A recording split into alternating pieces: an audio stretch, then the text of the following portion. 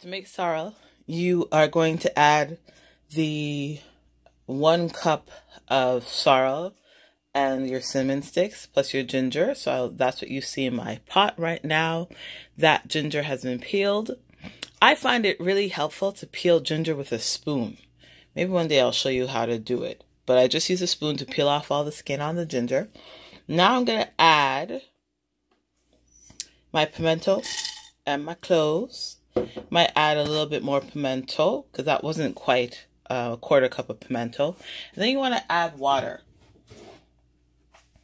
About 4 cups of water.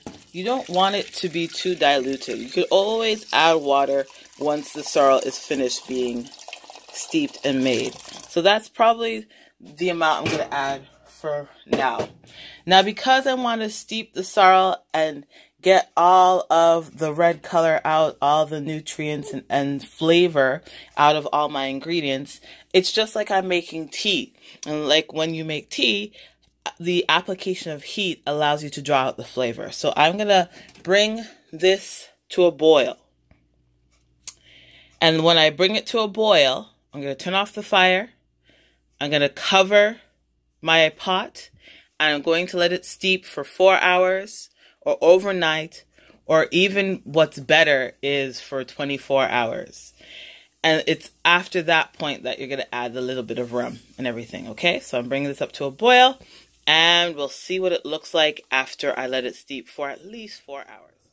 I just wanted to show you the sorrel after 4 hours minimum of steeping.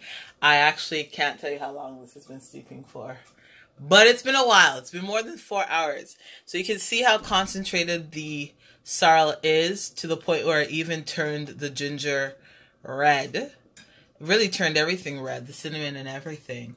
So what you do now is you're going to strain the sorrel. Now, this is why I use the whole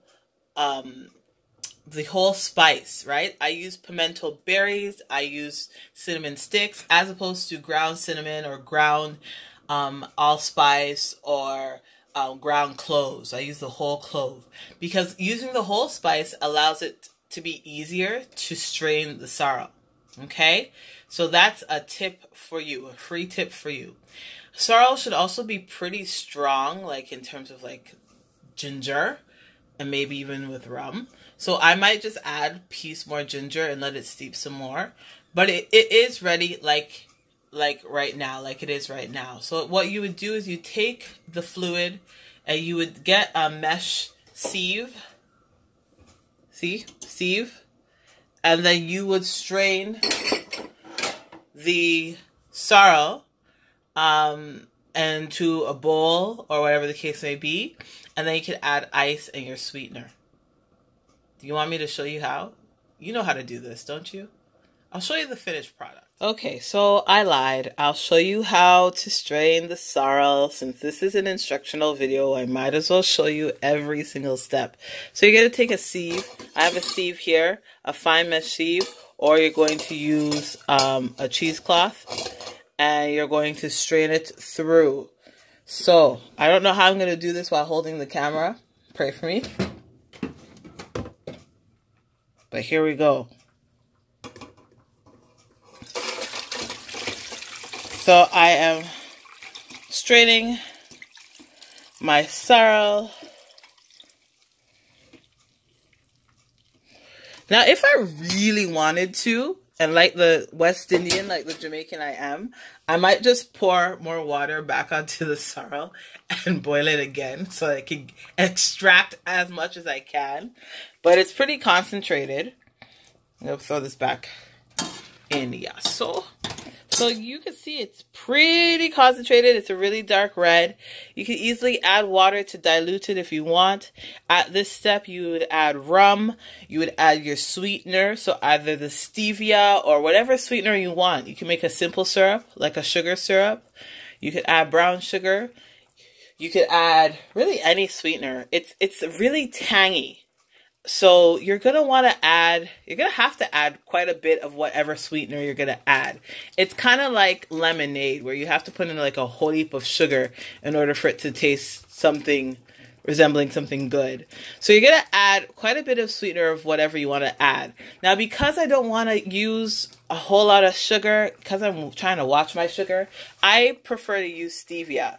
So I know it's the unorthodox way of making sorrel, but maybe you want to try like a mixture of stevia, which is a plant alcohol. It's not an artificial sweetener. It's a plant alcohol that has a 0 on the glycemic rating. Some stevia and maybe some maple syrup, because maple syrup is a natural sweetener. You could do that. You could just add sugar, whatever you want to do. Many people at this point would also add, let me get it, the rum. Ray and Nephew Overproof. Now, I don't drink alcohol, so I would prefer not to put any rum in my sorrel, but many people would add a little bit of rum in their sorrel. You're going to want to serve the sorrel chilled. So you're going to want to find preferably a glass container, put it chilled in the fridge and serve it chilled. So it's like a cold drink. What else do I want to tell you? If you have sorrel left over, like for instance, I'm going to have sorrel left over. I'm one person. I cannot possibly drink off all the sorrel that I have. This is easy to drink, but I mean, I have more than what I showed you, right? You could freeze it. You could probably freeze it. If you have rum in it, I've never frozen it with rum in it. Something tells me that it wouldn't freeze solid because rum has, like alcohol has a lower freezing point than water. But if it is non-alcoholic, if there is no rum, you could freeze it in little ice cubes, like in a little ice cube tray. And why not try adding like a sorrel ice cube to your other teas when you make different teas, or adding a cube to your juice, a sorrel cube to your juice, or a smoothie or whatever. I think that's what I'm going to try to do to like reinvent sorrel. Okay? So that is it.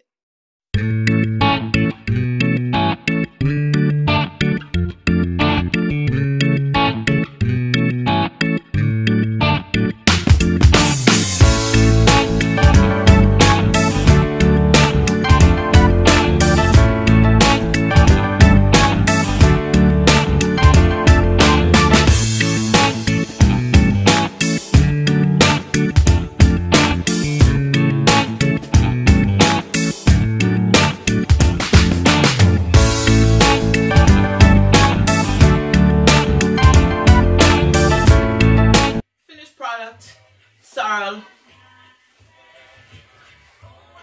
Sorry, got distracted. On a CB 400. Oh, flash my dread, flash my dread, flash my. So, you can drink this. So, typically you drink it at Christmas time. Sweeten it however you want. Freeze it like I've mentioned before. And just enjoy the good vibes. You can add a little bit of rum if you want. But it's just a nice, relaxing drink. So I'm going to relax myself, flash my dreads, and drink my sorrel. Merry Christmas, Happy New Year, Happy Kwanzaa. I hope you have a great and safe holiday.